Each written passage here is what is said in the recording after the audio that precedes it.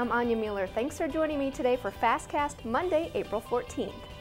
Well, you may have noticed a man in a green coat biking around Rapid City over the weekend, and no, it was not Bubba Watson. It was a man with his 2 sled dogs by his side with a sign that reads, "Never give up, fight cancer." His name is Randolph Westfall. News Center 1's Caroline Patrikas got the chance to sit down with him, and let's just say he has quite the story.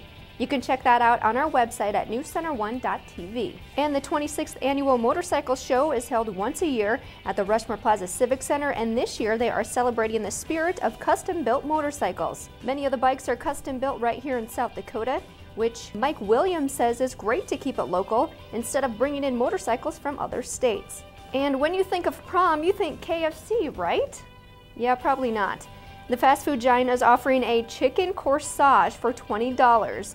The corsage comes with a $5 KFC gift certificate, so suitors can purchase the drumstick of their choice to slap on their desired date's wrist. Amazingly, the chicken corsage seems to be a successful ploy so far, judging from various social media posts on the topic. In box office news, in a strange turn of events, Rio 2 took first place at the box office on Friday, but fell back to second place for the 3-day weekend.